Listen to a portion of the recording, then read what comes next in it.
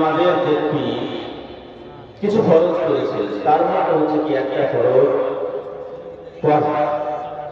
পড়ার পরে সেগুলির প্রতি আমল করা, আর আমল করার পরে সেগুলি মানুষদেরকে প্রচার করা, আর প্রচার করতে গিয়ে যদি অসুবিধা হয় সেগুলির প্রতি সহ্য করা, ধৈর্য ধারণ করা। সেই ফরজের মধ্যে আল্লাহ রাব্বুল আলামিন যে সর্বপ্রথম ফরজ করলেন সেটা হচ্ছে কি পড়া সম্পর্ক। আমরা জানি যে আল্লাহ রাব্বুল আলামিন কোরআনের আয়াত নাযিল করেছেন, এটা সর্বপ্রথম আয়াত, সেটা হচ্ছে পড়া সম্পর্কে। আল্লাহ রাব্বুল আলামিন বলেন ইকরা বিসমি রাব্বিকাল্লাযী খালাক খালাকাল ইনসানা মিন আলাক ইকরা রাব্বুকাল আকরাম আল্লাযী আল্লামা বিল কলম আল্লামাল ইনসানা মা লাম ইয়ালাম। নবী আপনি পড়ুন সেই সত্তার নামে যে সত্তা মানুষদেরকে সৃষ্টি করেছেন। খালাকাল ইনসানা মিন আলাক, আপনি পড়ুন সেই সত্তার নামে যে সত্তা মানুষদেরকে জমাট রক্ত থেকে সৃষ্টি করেছেন। ইকরা রাব্বুকাল আকরাম আল্লাযী আল্লামা বিল কলম আল্লামাল ইনসানা মা লাম ইয়ালাম। আপনি পড়ুন সেই সত্তার নামে যে সত্তা, যে আল্লাহ রাব্বুল আলামিন মানুষদেরকে সেই কথা শিখিয়েছেন যেগুলি মানুষ জানতো না। বুঝা গেল? এই শিক্ষা মানুষকে শিখতে হবে। যদি মানুষ শিক্ষায় শিক্ষিত না হতো তাহলে উদাহরণ দিই, মানুষ যাচ্ছে কলকাতা কিংবা দিল্লি মুম্বাই থাকতে যাচ্ছে, আপনি সেই ব্যক্তিকে প্রশ্ন করুন, যেই ব্যক্তি সে কেরালা থাকতে গিয়ে হায়দ্রাবাদ থাকতে গিয়ে কোথায় নামতে হবে, হালাকে সেই স্টেশনে স্পষ্ট লেখা থাকে এটা হায়দ্রাবাদ স্টেশন, কেরালা স্টেশন, কিন্তু সে ব্যক্তি করতে পারে না। তার ভিতরে জ্ঞান না থাকার কারণে সেই ব্যক্তি হাক্কা বাক্কা হয়ে যায়, ভয় খায়। তার কারণে যার ভিতরে বিদ্যা রয়েছে তার ভিতরে শক্তি এবং সাহস সব কিছু রয়েছে, এবং যার ভিতরে বিদ্যা নেই, শিক্ষা নেই, তার ভিতরে শক্তি এবং সাহস বলতে কিছু। একজন ব্যক্তি শিক্ষিত এবং আরেকজন ব্যক্তি অশিক্ষিত, তারা কোনোদিন সমান হতে পারে না। আল্লাহ রাব্বুল আলামিন বলছেন কুল হাল ইয়াস্তাবিল্লাযীনা ইয়া'লামুনা ওয়াল্লাযীনা লা ইয়া'লামুন। হে নবী আপনি বলবেন যারা শিক্ষিত যারা অশিক্ষিত তারা কোনোদিন সমান হতে পারে না। সম্মানিত শুধু এই ব্যাপারের পরে নবী সাল্লাল্লাহু আলাইহি ওয়াসাল্লাম এটা আদেশ করছেন কি তারাবুল ইলমি ফরিদা আলা কুল্লি মুসলিম,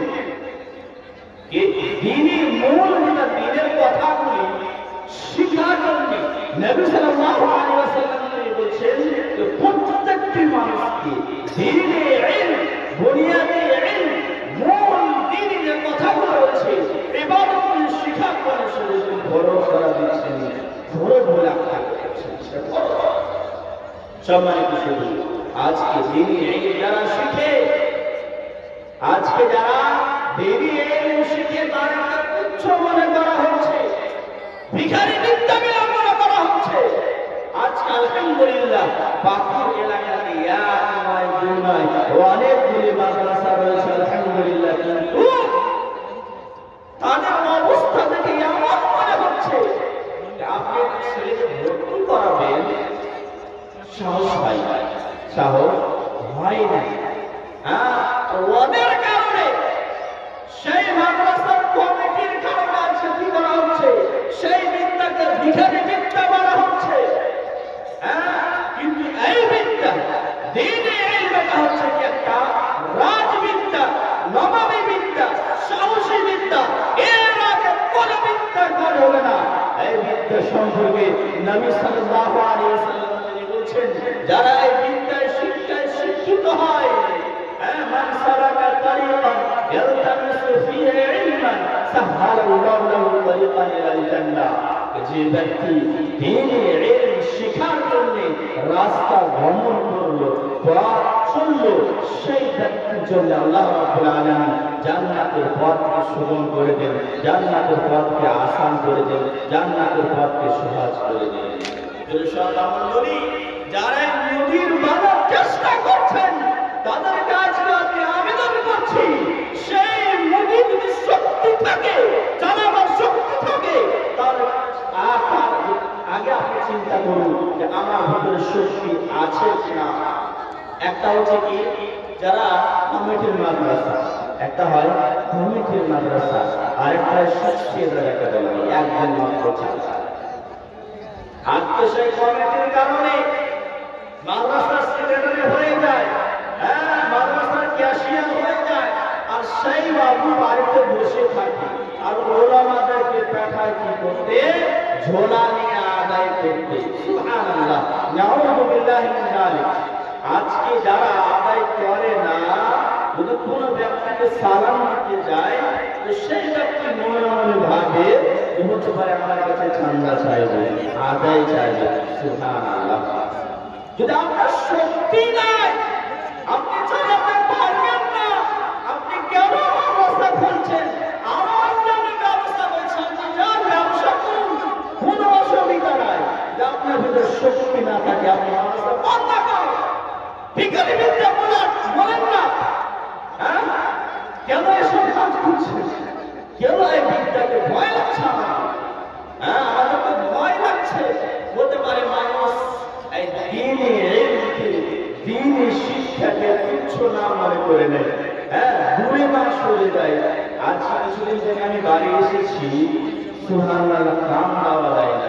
এদিক থেকে আওয়াজ আসছে চান্দার আওয়াজ, ওদিক থেকে আওয়াজ আসছে চান্দার আওয়াজ, ওদিক থেকে আওয়াজ চান্দার আওয়াজ।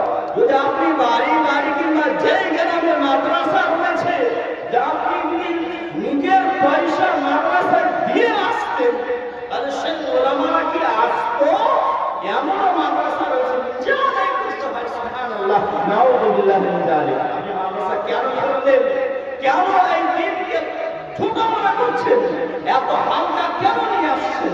সুবহানাল্লাহ, বলার উদ্দেশ্য এইটা হচ্ছে শিক্ষা। ভাইরা আমার, ভিখারি বিদ্যা নয়। আপনি যে ভাবছেন ভিখারি বিদ্যা, এটা ভিখারি বিদ্যা নয়, বরং রাজবিদ্যা, বেহেশতি।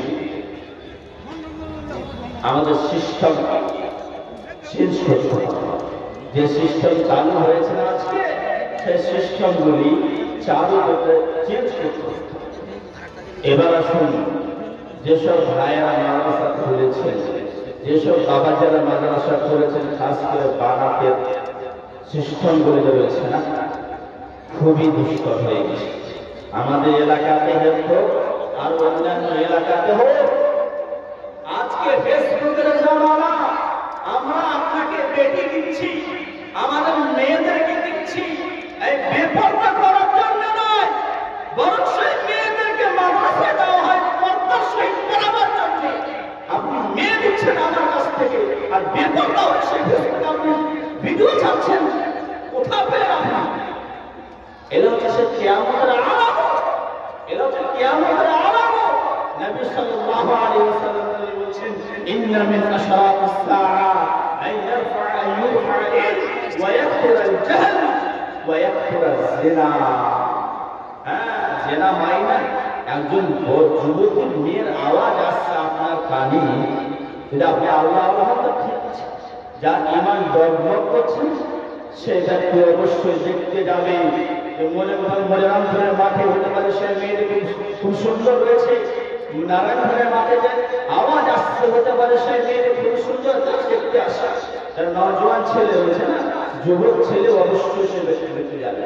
কিংবা মোবাইল খুলবে, মোবাইল খুলে দেখতে যাবে সে মেয়েটি কেমন রয়েছে।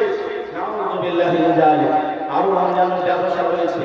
যদি আপনি নিজের মাদ্রাসাকে শোহরত দেখাতে চান, আমি আমার মাদ্রাসাকে প্রশিক্ষণ করবো, আমার একটা ব্যবসা রয়েছে, আপনি ব্যবসা করুন, কিন্তু এরকম ভাবে কোনো মেয়ের ইজ্জত নিয়ে খেলা করবেন না। আমি আপনাকে বলছি, আমি বন্ধ করতে চাই। সিস্টেমগুলো আপনি চেঞ্জ করুন, সিস্টেমগুলো আপনি চেঞ্জ করুন। এই যে জালসা হচ্ছে, জালসা আমরা করতে পারতাম শুধুমাত্র 10টা পর্যন্ত, হ্যাঁ মেলাতে বন্ধ করতে পারতাম। এই যে মেলাতে দেখছেন না, ছেলে এবং মেয়ে একসঙ্গে ইফতার করছে, এটা জেনা নয়? অবশ্যই। আর এই স্টেজে আপনার কি হবে? হাদিস কোরআনের কথা হবে। কিছু কিছু বক্তা নিয়ে আসছে, আমরা সেই কমিটিকে বলবো এটা কিয়ামতের আলামত। কেন বললাম আইয়ুরফা আলাইহি ওয়া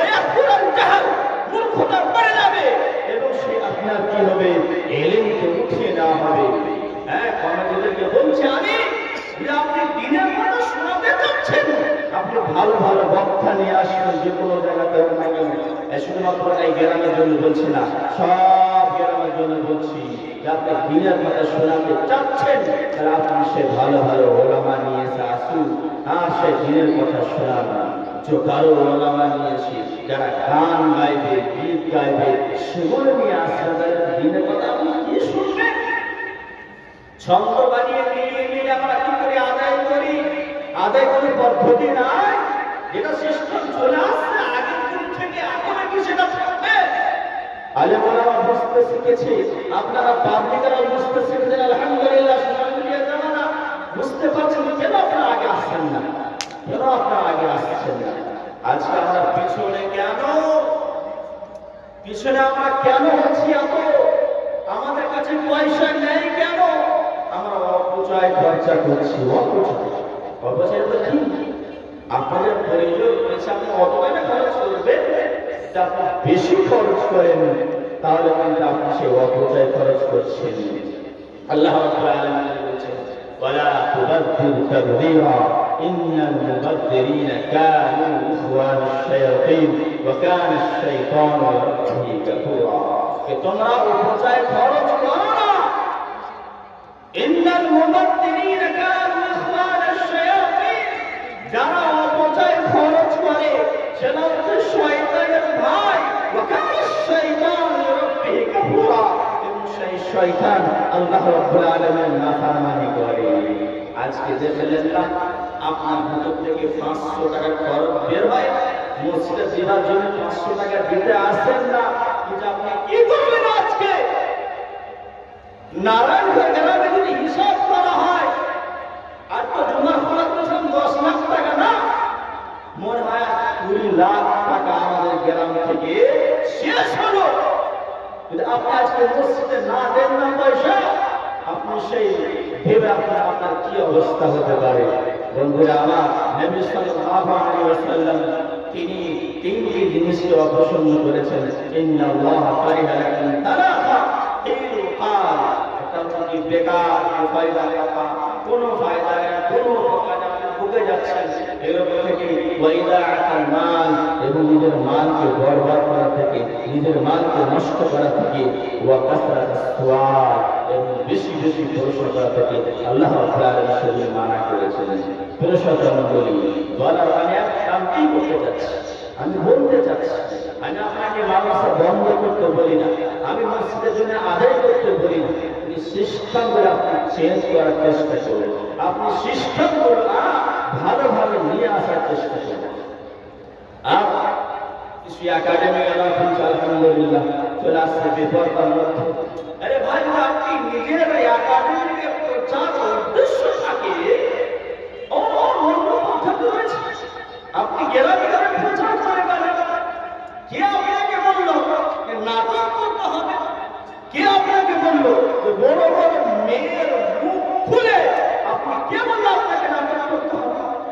আপনি জায়গায় পেয়ে ইসলামী নাম রাখছেন, তাওহীদ একাডেমি, আপনি নাম রাখছেন সেই একাডেমি রিসালাত, আপনি নাম রাখছেন ইকরা একাডেমি, সুন্দর নাম। আপনি এসব কেন করছেন? আপনি এসব কেন করছেন? আপনি বেপরদা করেছেন। শিক্ষা তো ভালো ভালো শিক্ষা হচ্ছে, এই স্কুল গোলাতে মাদ্রাসা না থাকতো, মসজিদ না থাকতো, মক্তব না থাকতো, আমরা কোথায় তৈরি হতাম? আমাদের উস্তাদে মুহতারাম, চাচা মশাই আর ওলামা কোথায় তৈরি হতো? তখন কি তৈরি হয়নি?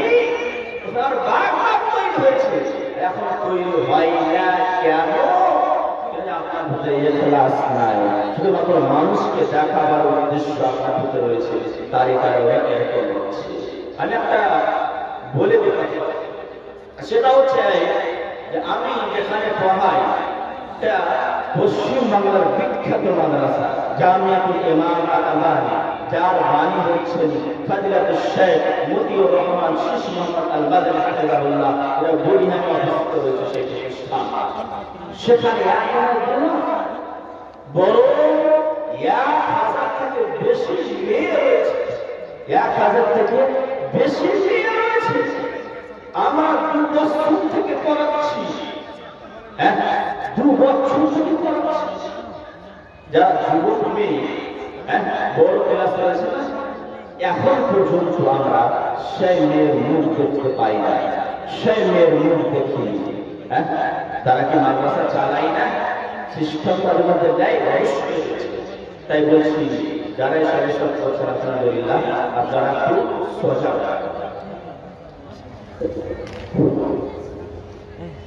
आज की जैसे कि जो लगातार और वॉलंटियर की बड़ी बड़ी महसूस की जा रही है। वॉलंटियर बहुत कम हो रहे हैं। खबर मिल रही है कि कहीं उन लोगों की सही जरूरत है।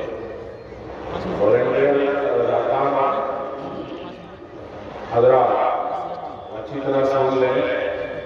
आप अपनी ड्यूटी में अपने काम में लग जाए। आपके हाथों में इजलास की तैयार का मसला है, इसलिए आप मुस्तैद होकर के थोड़ी तैयारी के साथ अपनी ड्यूटी पर जमे रहें। वॉलंटियर लगातार फिर मैं आपसे कहूँगा कि आप जहाँ जैसी जरूरत है वहाँ पहुँचे।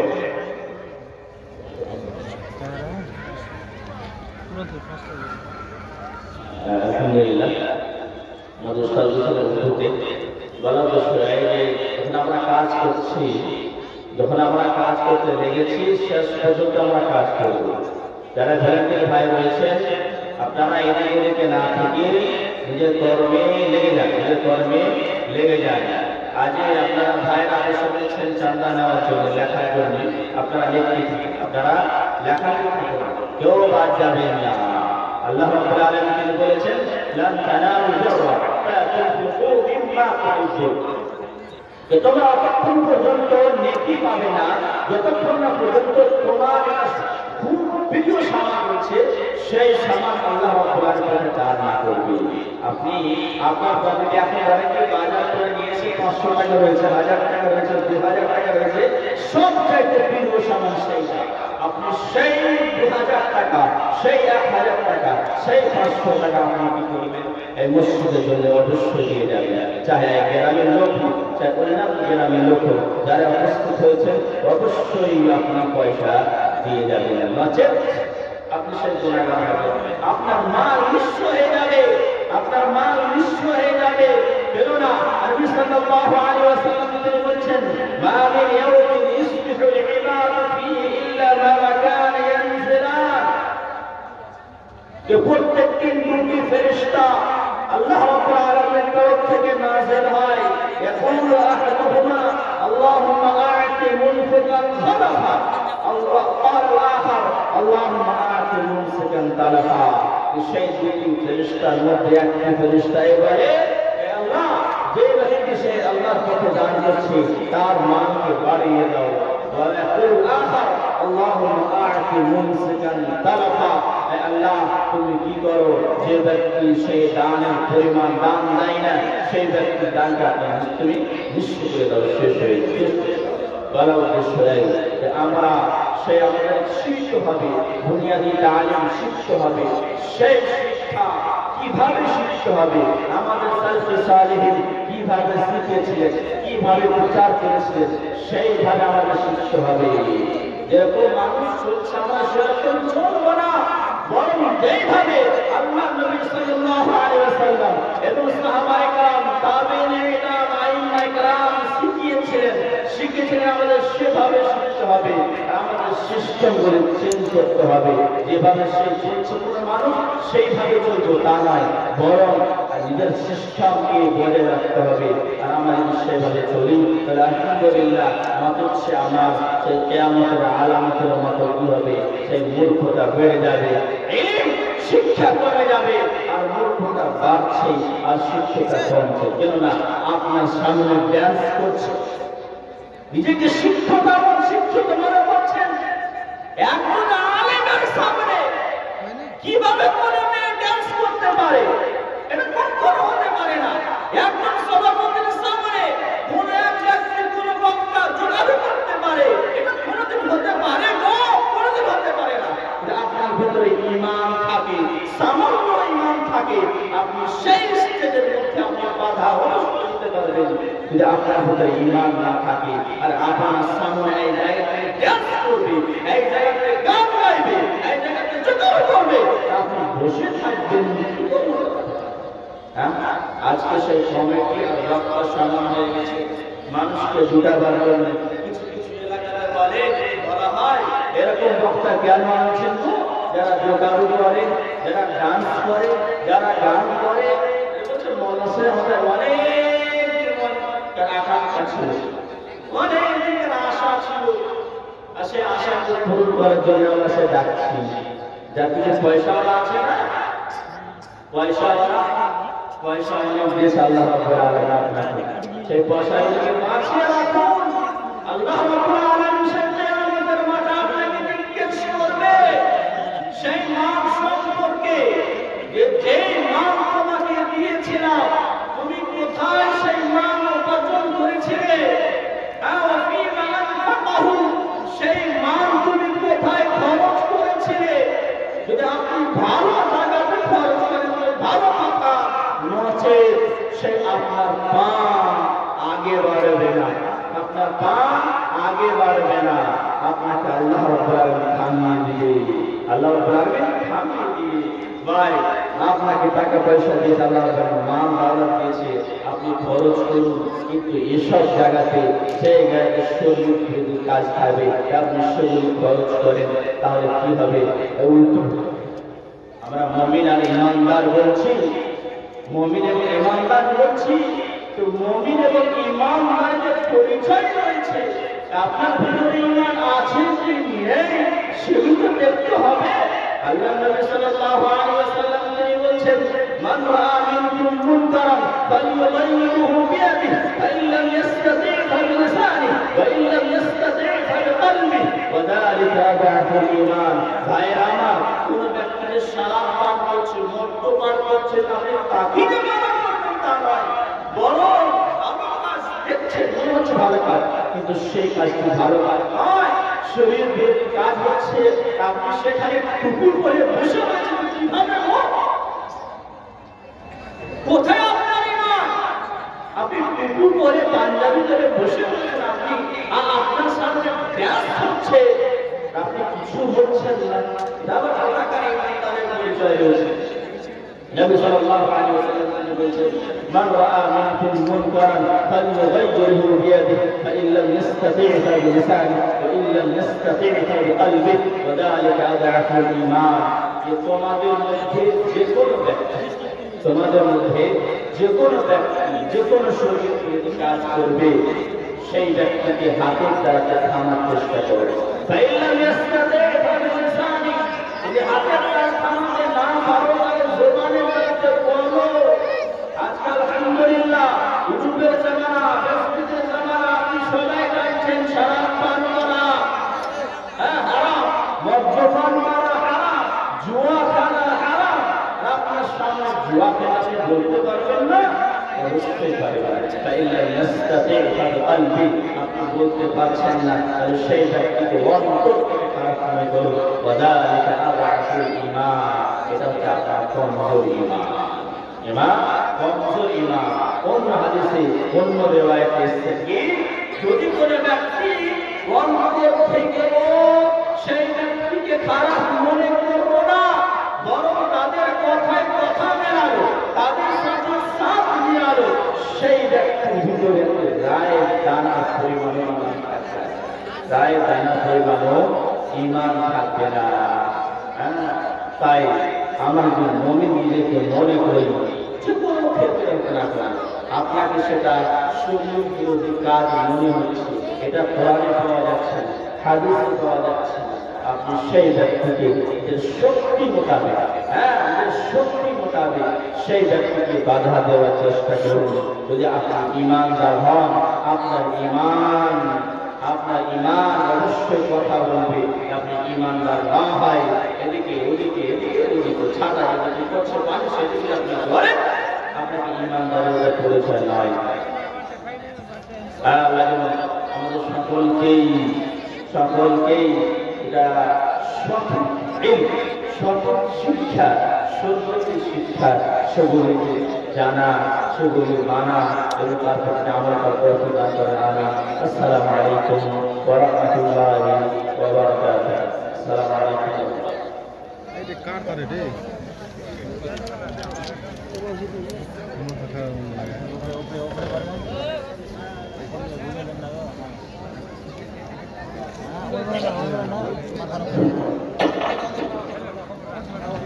ये थे अजीज़ुल क़द्र शेख नज़्म आला मदनी हफ़िज़हुल्लाह उस्ताद जामिअतुल इस्लाम अल-अज़हरी मौजूदी खिदमत मौसूद मोहतरम ने नहायत ही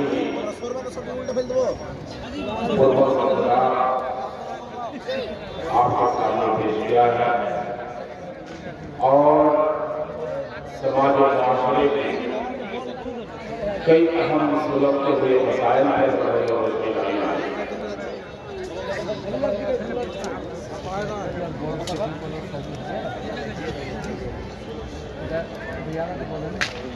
अल्लाह की नज़र खैर दे।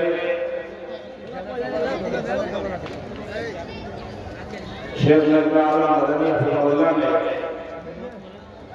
आज इस प्रोग्राम में 3 अहम बुनियादी नुक्तों पर गुफ्तगू की। नंबर 1 उन्होंने तालीम पर गुफ्तगू की है। इलाक़ाई सूरत हाल के पेश नज़र जो तालीमी सुबोहाली है और तालीमी बहरान है और इसके जब ज़ाहिर नुकसानात हैं, वाकई इन्होंने खुलकर बयान किया। इन्होंने बार-बार तल्क़ीन की और ताकीद की कि सिस्टम को चेंज कीजिए। तो मेरे ख्याल से आए हुए सामईन को अगर हम कहें सिस्टम को चेंज करें तो नहीं होगा। सिस्टम को चेंज करने के लिए जिम्मेदारान से मिलकर बात करनी पड़ेगी और मेरा अपना जाती ख्याल है कि जिम्मेदारान जो मदारिस के हैं, चूंकि ये कौम के बच्चे और बच्चियों को अपने मदारिस में रखते हैं तालीम के नाम पर, तालीम का सही इंतजाम हो, कोई खिलवाड़ ना हो, इसके लिए बड़ी जरूरत की चीज ये है कि जिम्मेदार जो मदारिस के हो अहले इल्म हो, दीनदार हो, पाबंद सलात हो। और ये बड़ी बदनसीबी है कि हमने अच्छे मदारिस को, बड़े मदारिस को नाअहलों के हाथ में रख दिया, जिनको ना शरीयत और दीन का लिहाज और नहीं उनके पास कोई तकवा सियानी की बात का कोई अमल। तो चे जाए कि वो मदारिस की तालीम पर और इलाकाई सूरत हाल पर नजर रखे और बच्चों के यहाँ ठोस तालीम का इंतजाम करें। मेरे दोस्तों, ये बड़ी दुख की बात है। कहते हुए कलेजा मुंह को आ रहा है कि हम मदारिस के नाम पर, जामियात के नाम पर बहुत कुछ उछल-कूद कर रहे हैं। अगर हम देखें और गौर करें और मैदान में उतरे तो वाकई मुसीबत बन जाएगा। इसलिए जरूरी है कि मदारिस के जिम्मेदार अहले इल्म हो, उनके जो सरपरस्त हो, सदर हो, सेक्रेटरी हो, हाजिर हो, पढ़े लिखे हो, खूब ज्यादा मदनी मक्की की जरूरत नहीं है। कुछ जो शरीयत जानता हो, किताब और सुन्नत की तालीम रखता हो, हदीस समझता हो, तफसीर समझता हो, फिक़ह समझता हो, नहव सरफ, इल्मुल इमानी और इल्मुल बयान, ये सारे उलूम और फनून से बिल्कुल मालूम वो मदरसे के सिगरेट पर बैठे हुए हैं। इससे बड़ी दुख की और क्या बात हो सकती भाई मेरे? बड़ी दुख की बात है। और एक दूसरी बात है कि तालीमी निजाम में तब्दीली लाने की जरूरत है। जी, तालीमी निजाम में तब्दीली की जरूरत है। आज हमारे कौम अपने बच्चों को इंग्लिश की तालीम, अंग्रेजी सिखाने के लिए कन्वेंटों में डालते हैं, कोचिंग सेंटरों में डालते हैं और न जाने कहां भेजते हैं। मगर ये सारे बच्चे اخلاق سے، آداب سے بالکل محروم رکھتے ہیں۔ ان کو کوئی طور طریقہ نہیں سکھایا جاتا کہ ماں سے ملنا کیسے، باپ سے ملنا کیسے، بڑے سے کیسے ملے، کن کو سلام کرے، کن کا ادب کرے، کوئی طور طریقہ نہیں سکھایا جاتا۔ نمستے، گڈ مارننگ، جی یہ بچوں کو سکھایا جاتا ہے۔ کیوں بھیجتے بچوں کو؟ انگریزی تعلیم کے لیے۔ وہ کچھ بول پڑے، کچھ سیکھ پڑے، زمانے کو ہنر کے جانے۔ کیا یہ مدارس کے چہار دیواری کے اندر ممکن نہیں ہے؟ کیا یہ مدارس کے اندر بچوں کو اس طرح کی انگریزی نہیں سکھائی جا سکتی؟ بچوں کو ایسے قابل نہیں بنایا جا سکتا؟ یقیناً بنایا جا سکتا۔ مسلمانوں، یہ ہماری فہم ہے، ہمارے سمجھ کی کمی ہے۔ ہم نے ایسا ماحول بنانے کا موقع ہی نہیں دیا ہے، پنپنے کا موقع ہی کہاں دیا ہے۔ ہم تو ان مدارس کے چکر میں پڑے ہوئے ہیں جن کی کوئی حقیقت نہیں ہے۔ اس لیے آئے اپنے بچوں کو ٹھوس تعلیم کے لیے ٹھوس اقدام کریں۔ اور ایک دوسری بات یہ ہے کہ کم از کم جو صاحب ثروت ہے، جن کو اللہ رب العالمین نے مال دیا ہے، دولت دیا ہے، جی حیثیت دے رکھا ہے، اللہ کے واسطے اپنے بچوں کو فری نہ پڑھائے، جی فری نہ پڑھائے اپنے بچوں کو، اپنے بچوں کی فیس ادا کریں، مطبع کا خرچ دے دیں، سال میں جو خرچ آتا ہے وہ دے دیں۔ آپ بچوں کو فری پڑھائیں گے، آپ کے گھر میں دو ٹریکٹر رہے گا، 3-4 بچے آپ کے کویت میں اور دبئی میں کام کرتے ہوں گے، اور آپ مدرسے میں بچے ڈالیں گے فری پڑھنے کے لیے۔ یہ کس عقل مندی کی بات ہے بھائی میرے؟ آپ کو اللہ نے دولت دیا ہے، آپ صاحب استطاعت ہیں، مستطیع ہیں، آپ پر اگر زکوٰۃ حرام ہے تو آپ کے اولاد پر بھی زکوٰۃ حرام ہے۔ اور انہوں نے اجلاس کے تعلق سے بات کہی ہے کہ واقعی اس پر بڑا سب کوئی ہو رہے ہیں، اس پر بھی اصلاح اور اس کی مرمت کی ضرورت ہے۔ اخیر میں انہوں نے ایک بات سامعین سے خطاب کرتے ہوئے صدقہ، خیرات اور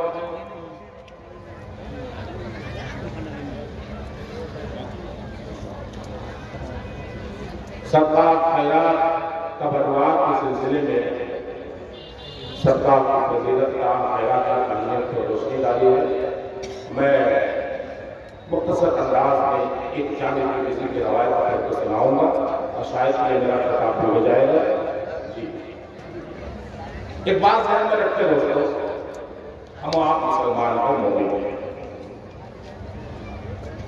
پیارے نبی صلی اللہ علیہ وسلم نے اپنی زندگی میں جو کچھ بھی کہا ہے، آپ کی کہی ہوئی تمام باتوں پر ہمارا اور آپ کا ایمان اور یقین ضروری ہے۔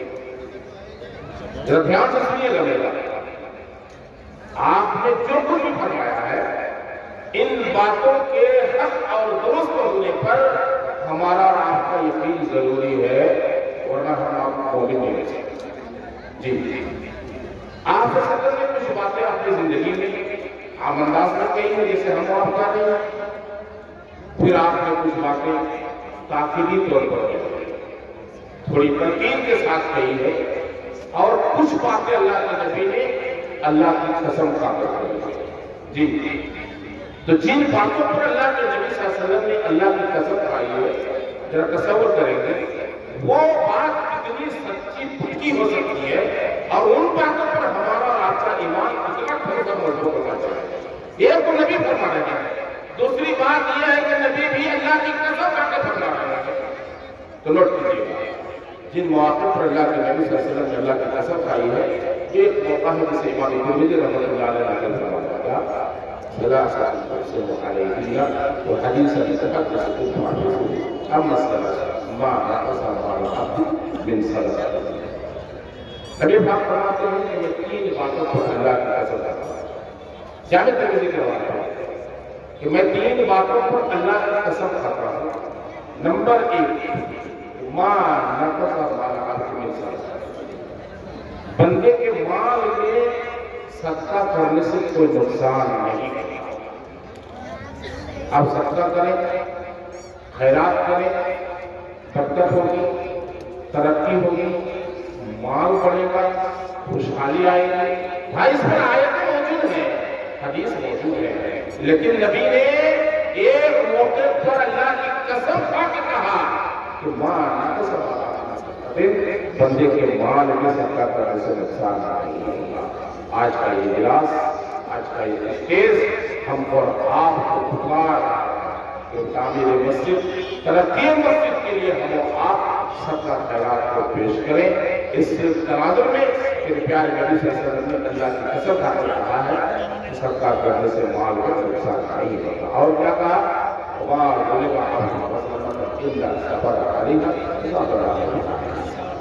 جب بھی کسی بندے نے ناحق ظلم کیا، کسی بندے پر اگر ناحق ظلم ہوا ہے اور اس بندے نے صبر کا دامن تھام لیا ہے تو اللہ رب العالمین نے اس کی عزت فرمائی اور اس کی مار مثال ہے۔ آپ امام ترمذی، امام بخاری، امام مسلم، علامہ احمد بن حنبل اور دیگر کئی حسین کی زندگیوں کو دیکھ سکتے ہیں۔ ان پر ظلم و ستم کے کیسے پہاڑ کھڑے گئے، انہیں کیسے ستائے گئے، مگر انہوں نے صبر کا دامن تھاما اور حق کا ڈٹ کر اظہار کیا، اعلان کیا، بادشاہوں کی آنکھوں میں آنکھ ڈال کر بات کی اور اپنے کو کبھی نرم کر دیا۔ یہی وجہ ہے کہ آج پوری دنیا میں ان سب کی کتاب پڑھائی جاتی ہے اور بڑے احترام کے ساتھ ان علماء، ان ائمہ، ان محدثین کا نام لیا جاتا ہے۔ آخر بات پیارے نبی صلی اللہ علیہ وسلم کہ جب بھی کسی بندے نے مانگنے کا دروازہ کھولا ہے، اللہ رب العالمین نے اس کے لیے محتاج کا دروازہ کھولا۔ آپ دیکھیں کہ سڑکوں میں، بازاروں میں، روڈوں میں کچھ لوگ ہیں صحت مند ہیں، اچھے کمانے کھا سکتے ہیں، مگر مانگنے کو اس نے مسئلہ زندہ بنا کے رکھا ہے۔ کبھی بیٹی کی شادی، کبھی گھر جل گیا، کبھی گھر ٹوٹ گیا، کبھی کینسر، کبھی کڈنی فیل، کبھی یہ کبھی وہ رات دن مانگتا پھرتا ہے۔ اللہ کے نبی نے قسم کھائی ہے اس بندے نے جب بھی مانگنے کا دروازہ کھولا ہے اللہ نے اس کے لیے محتاجی کا دروازہ کھولا ہے۔ یعنی اس بندے کو کبھی چین، کبھی قرار، کبھی سکون، کبھی شانتی نہیں مل سکتی ہے، ہمیشہ وہ ذلت رسوائی کی زندگی ہے۔ بڑے محترم ساتھیوں، اب آپ کے بیچ بڑے ہر دل عزیز مقرر اور خطیب بہت ہی پیارے وقتہ آپ پہنچے ہیں۔ میں چاہتا ہوں کہ آپ کے بیچ ان کو لایا جائے۔ ایک مرتبہ آپ شانتی کے ساتھ جو پیچھے کھڑے ہیں وہ آگے آئے اور نہایت ہمارے کا اظہار کریں۔ آپ کے بیچ مولانا عبدالرحمان بن دلاور حسین صاحب آ رہے ہیں۔ میں موسم سے گزارش کروں گا کہ موسم اسٹیج پہ آئے اور مائک سنبھالے، عوام سے خطاب پیش کریں اور آپ کے بیانات سے یہ سب کے سب مستفید ہو، محسوس ہو۔ اللہ کی توفیق عنایت کرے، آمین۔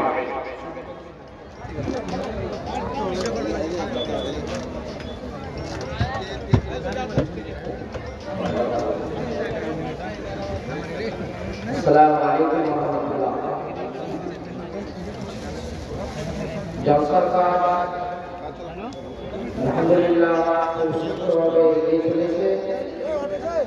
আমাদের সম্মানিত সভাপতি মহাশয় উর্দু ভাষী মানুষ উর্দুতে বললেন, বলা বাহুল্য এবার আপনাদের সম্পর্কে জলসা যারা